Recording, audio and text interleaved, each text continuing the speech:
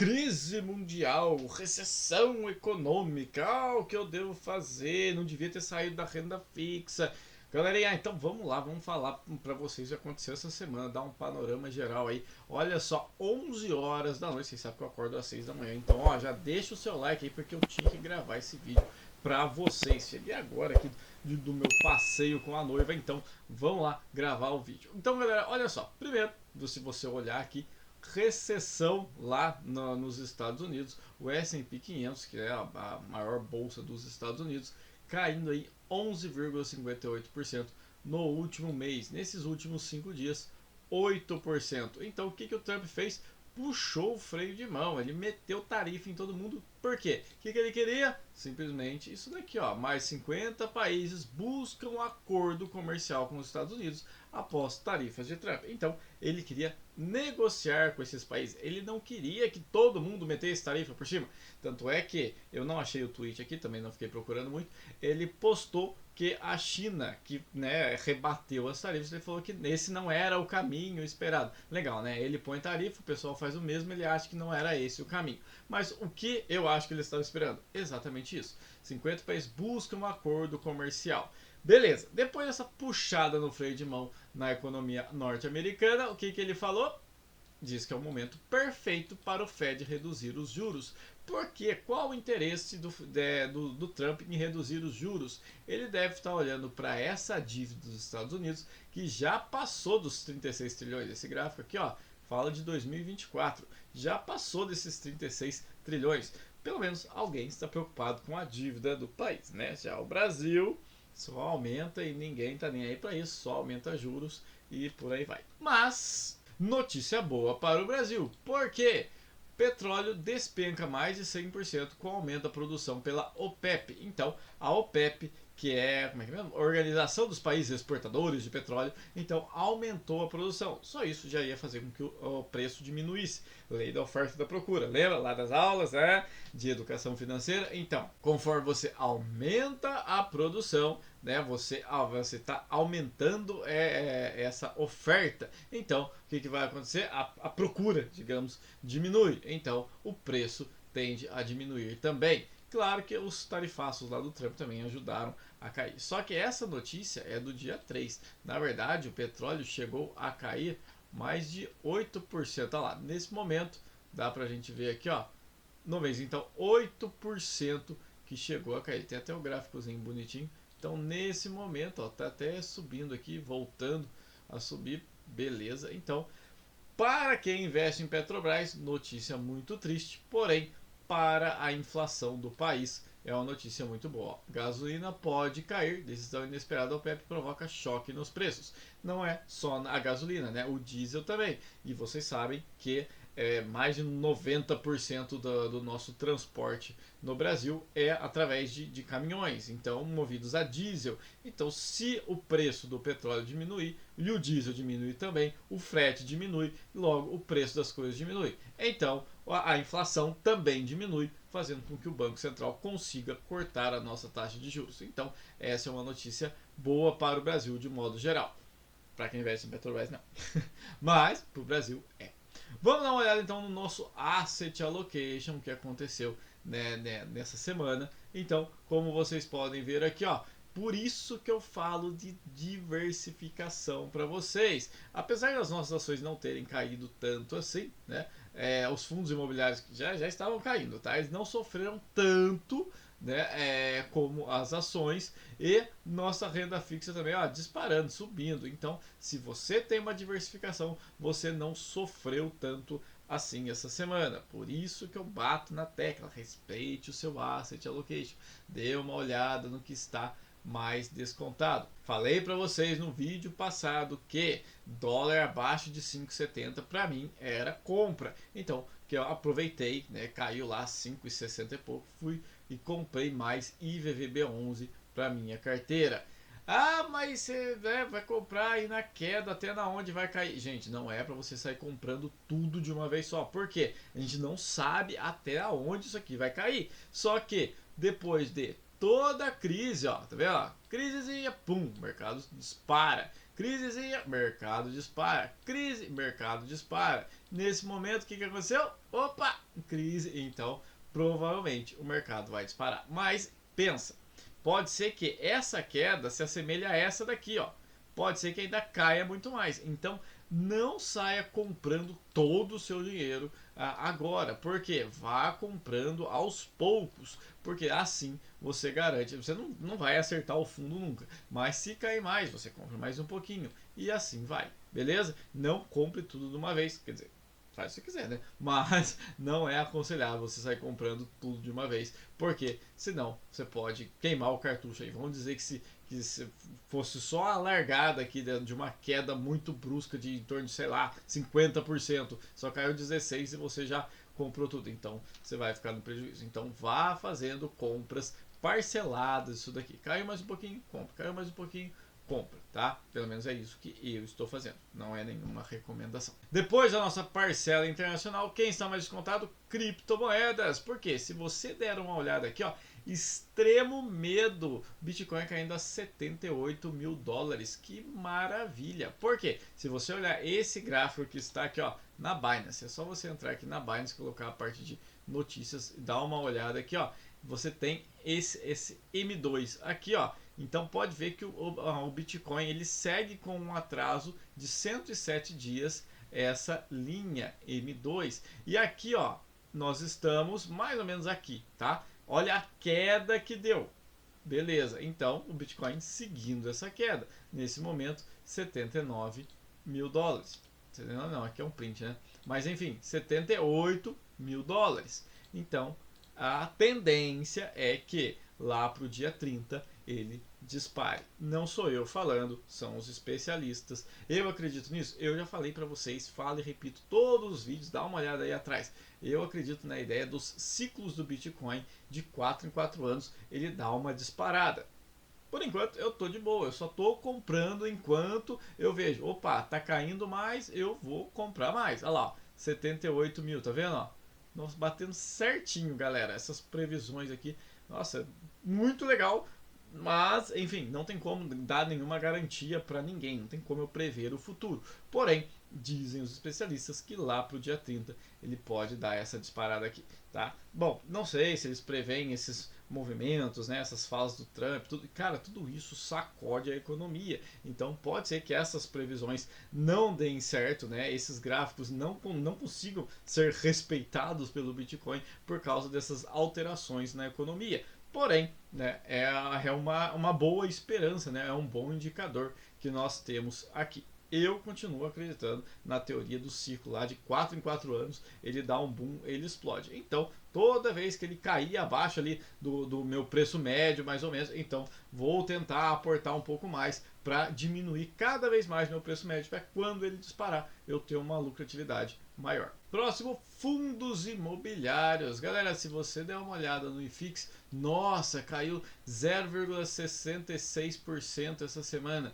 É uma queda que não é nada. Por quê? Essa taxação do Trump não influencia em quase nada os fundos imobiliários. Influencia? Influencia. Porque muitas empresas vão ter escritórios, né, que pertencem a fundos imobiliários, então pode ser que dê alguma coisa. Mas enfim, se a empresa não quebrar, não vai afetar muita coisa no nosso fundo imobiliário. Então por isso que o IFIX, na verdade, ele não caiu quase nada, tá? Foi uma variação normal de semana. Vimos semanas aí que caiu bem mais do que isso. No mês ele continua em alta de 4,43%. Então, por isso que eu falo, diversificação. Se você tem lá, se você tiver uma carteira que fosse, sei lá, 50 ações, 50 fundos imobiliários, sua carteira teria uma variação bem pequena. Em torno aí, se caiu 3,52, sua carteira não chegou a cair, não chegaria a cair 2%. Então, por isso, essa é a importância da diversificação. Então, tabela de fundos imobiliários atualizada para vocês. Então, aquela parte que eu falei para vocês de híbridos, vou tirar minha câmera aqui para você enxergar melhor. Então, ó, temos aqui BRCR11, que não bate CDI e tal. Bom, aqui o melhor que tem é o FAT-N11, que para mim ele é de lajes corporativas e não é nem híbrido. Mas enfim, pode seguir a nossa lista aqui. Senhor, quero dar uma olhada, quero mexer na tabela, quero colocar outras coisas. Não tem problema, vem aqui, ó, arquivo, baixar, Microsoft Excel. Coloca no seu computador e faz a edição que você quiser. Lajes corporativas. Como eu disse, o FAT-N11 continua sendo o melhor aqui segundo a tabela. Lembrando que nada aqui é indicação. Pega os dados dessa tabela, ó, pode clicar aqui mesmo, já vai abrir o site do Fundamentos aqui, ó, você já dá uma olhada no fundo imobiliário, você pode olhar os documentos dele aqui, ó, tá vendo? Assinado, rendimentos, amortização, então já baixa o RI, não precisa baixar não, né? Eu gosto só de ler, né, as informações aqui mesmo, não fico baixando no meu computador não. Informes demonstrativos financeiros, então, ó, esse aqui como se fosse o RI do nosso fundo imobiliário. Então você pode dar uma olhada aqui nas despesas, dar uma olhada nesses relatórios e ver se realmente te interessa. É tudo que você está esperando de um fundo imobiliário. Passando das lajes corporativas para o setor logístico, despontado novamente LVBI 11, depois BRCO, esse INLG, eu estava dando uma olhada nele aqui, ó, ele não bate CDI e IPCA a longo prazo, tá? Mas se você conseguir fixar o yield dele aqui em 13,14, se ele voltar para o PVP de 1, pode ser uma boa oportunidade, tá? Mas tem nada que garanta que ele vai voltar para isso. Eu achei também quantidade de imóveis bem pequenas, então eu ficaria de fora, não investiria. Tem tanta oportunidade aí, a gente vai investir em algo que é mais arriscado. Bom, eu ficaria de fora, mas é por sua conta e risco. Shopping, então HSML 11, nossa, esqueci de colocar o MAL 11 aqui hoje, tá? Mas enfim, não tem problema. O HSML continua sendo o mais descontado de todos, seguido pelo XPML, depois do VISC. Eu sei, muita gente não gosta da Vinci, tudo bem, mas enfim, no VISC eles estão fazendo um excelente trabalho. Voltando para as ações, então temos aqui mesmo esquema. Ah, senhor, quero colocar outras ações. Por quê? Minha tabela de ações ela é voltada para opções. Então, se você quiser colocar outros ativos aqui, vem aqui baixar Microsoft Excel. Faça como o Chita Anônima, tá? Que está inativo nesse momento, mas estava aqui olhando a nossa tabela. E baixe essa tabela para você dar uma olhada, lembrando que nada aqui é indicação, simplesmente mostra os ativos que estão mais descontados. Por que eles estão descontados? Não sei, pode ser que tenha algum problema, pode ser que tenha caído, pode ser o tarifaço do Trump, pode ser qualquer coisa. Então você tem que ir analisar, simplesmente mostra para você o que está mais descontado. Galera, eu olhei os dados de CEMIG, ela teve sim, realmente, né, uma diminuição nos lucros, lembrando que esse dividendo aqui de 14% não é recorrente, mas mesmo assim eu ainda acho uma baita empresa, por isso sigo comprando, né, tá aqui no primeiro lugar da nossa tabela. Gerdau, que é a próxima, lembrando que eu estou comprando o ticket de GGBR4 e não GOAL4 para poder fazer as opções semanais. Banco ABC, setor perene, muito bom. Depois Vibra Energia, Kepler Weber aparece aqui, né? Já é uma empresa que vende maquinários, tudo. Não é um setor perene, mas pode ser uma oportunidade. Aí você olha sua gestão de risco, vê se você realmente quer ou não investir nela, dá uma olhada lá nos lucros, mas ela é muito boa, está aqui em sexto lugar na nossa tabela. E, né, que estou mais investindo agora em Petrobras e Vale, por quê? Por causa das opções. Por último, mas não menos importante, Tesouro Direto, né, galera? Então, tipo, investimentos em renda fixa, que são sempre muito bons. O Brasil é o país da renda fixa, meu amigo. Então, o que eu pegaria aqui? Um pouquinho de cada, por que não? Né? Então, um tesouro pré-fixado a 14,72%. Eu não gosto de títulos muito longos porque você ficaria preso, apesar de ter a maior rentabilidade, principalmente no caso do pré-fixado. Mas eu não gosto porque, não sei, pode ser que mude, pode ser que eu precise de dinheiro. Então, 2035, 10 anos, né, não sei, talvez seja muito longo. Então, pegaria, né, se fosse investir em pré-fixado, um pouco desse aqui, um pouco desse aqui, um pouco desse aqui. Pode ser, sei lá, 50%, 30%, 20%, ou 33%, 33%, 33%. Aí vai a critério de cada um. Eu não gosto, apesar de ter uma maior rentabilidade, mas aí vai de cada um. Tesouro IPCA mais 7,7%. Isso aqui é raríssimo de acontecer. Baita oportunidade. Então, pegaria o Tesouro IPCA. O mais curtinho, porque tem a maior rentabilidade também. Apesar que se você fixar um IPCA mais 7,38, não é de todo mal não, tá? Não é uma coisa ruim. E Tesouro Selic também, um pouquinho de Selic sempre bom. Eu prefiro, ao invés de ir direto em CDB, às vezes você consegue até um CDB de algum banco e conseguir rentabilidades maiores. Aquele banco master era excelente na rentabilidade. Por isso que, né, deu os probleminhas aí. Depois dá uma pesquisada sobre o banco master, mas mesmo assim prefiro CDBs com garantia do FGC. Agora vamos passar para as opções. Fui bem malandro ali, né? Graças ao tarifaço do Trump. Então o que eu fiz? Eu comprei um monte de put de volta, até estava saindo no prejuízo. Ó, dá uma olhada aqui, ó, em Gerdau, pagando R$ 80, R$ 37 tal. Por quê? Porque imaginava o tarifaço do Trump. Então foi lá a Petrobras também. E depois do tarifaço, eu, sinceramente, eu achei que havia umas tarifas ali de 20, 25%. Veio 10%. Tanto é que o mercado subiu até, porque estava todo mundo esperando entre 20 e 25%. E acabou vindo apenas 10%. Então, lancei outras puts. Lembra que eu falei que eu ia ficar no prejuízo essa semana? Não foi. R$ 612 de lucro. Porém, o que aconteceu? Se a gente olhar o gráfico da Petrobras, deixa eu colocar aqui, ó, PT4, nos últimos 5 dias. Então o que aconteceu? Teve essa queda aqui de 3 e pouco por cento. Eu fui lá e fiz o que? Opa, como eu estava esperando que isso fosse acontecer. Não foi na quarta?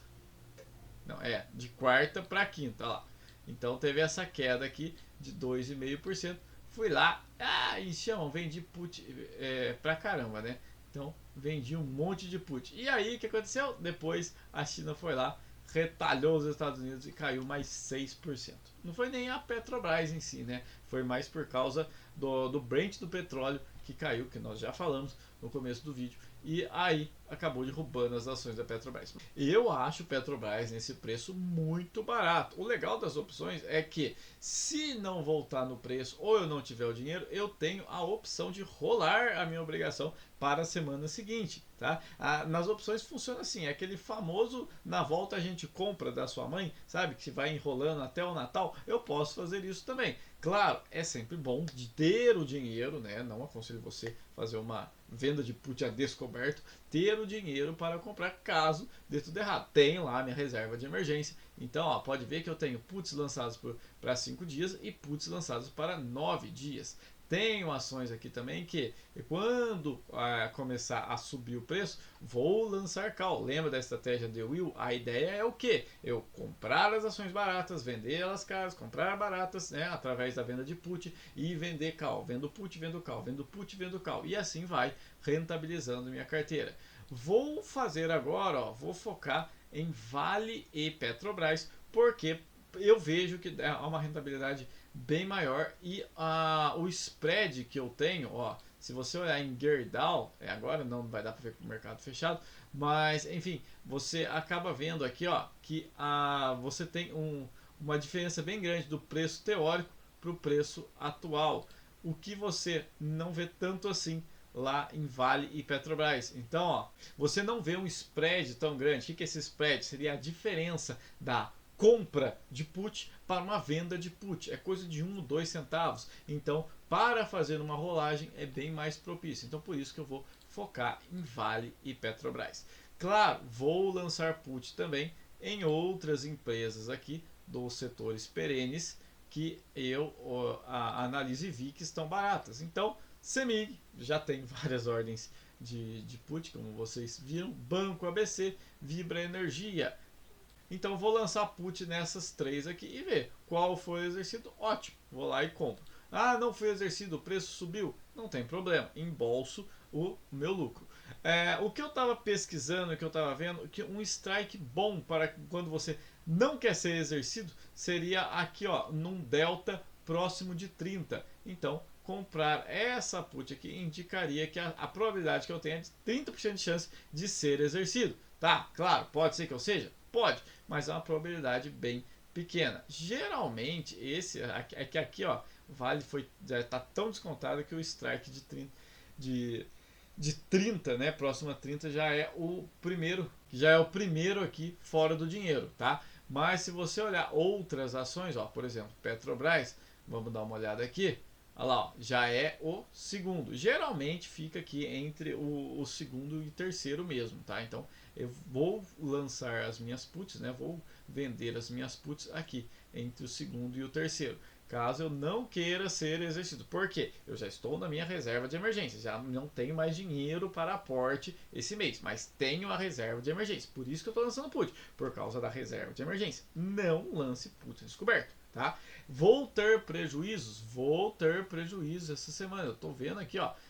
Errei a mão aqui em Semig e Copasa. Então, ó, muitas puts que, ao meu ver, iriam subir toda vez que começa a falar, não, agora vai subir, vai subir, lá vai Semig, vem alguma coisa, né? No caso ali foi a notícia da China com o tarifaço de novo e que derrubou as ações da Semig e também da Copasa, né? Porque, cara, se for pensar bem, uma empresa de energia elétrica no Brasil, no estado de Minas Gerais, companhia de saneamento no estado de Minas Gerais, o que tem a ver com taxação nos Estados Unidos? Nada. Então, muitos dos investimentos iriam vir para essas empresas, né?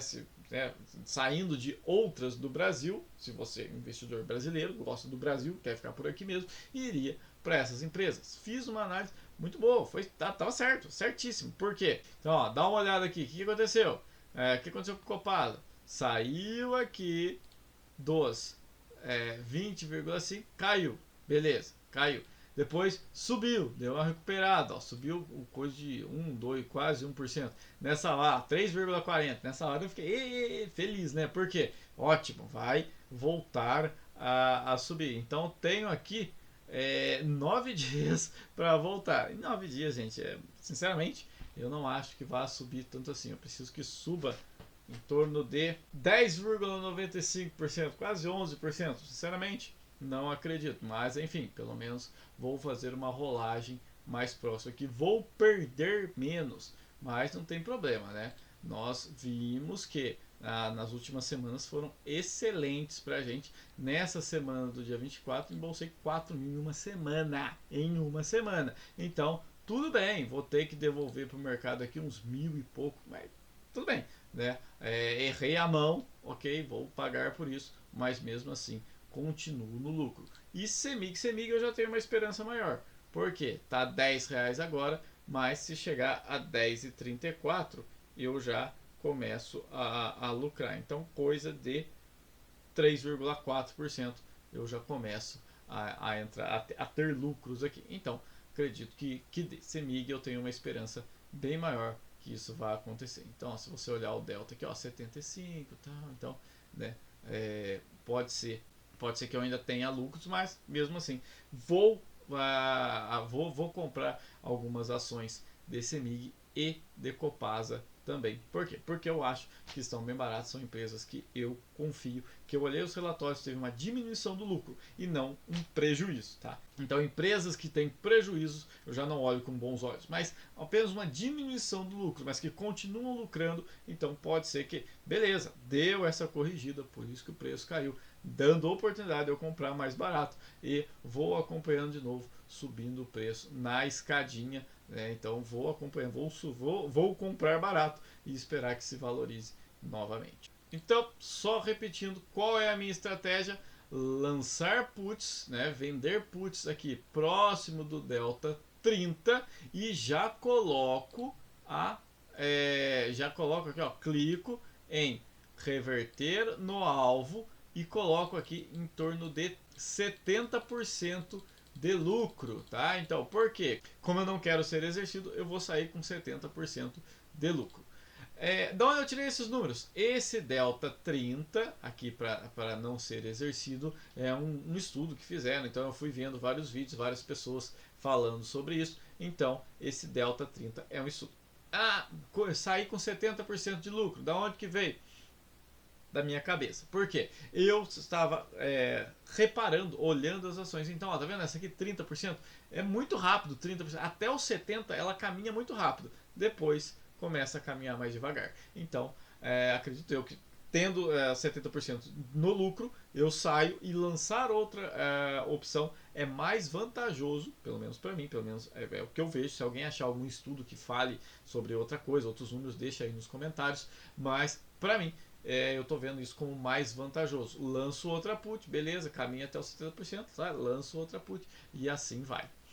Bom, então é isso, galera. Essa é minha perspectiva para essa semana e ao longo do mês. É nisso que eu vou, é isso que eu vou fazer, é isso que eu vou investir. Então é isso aí. Bons negócios para todos nós. Valeu, galera. Abração para todo mundo. Fui.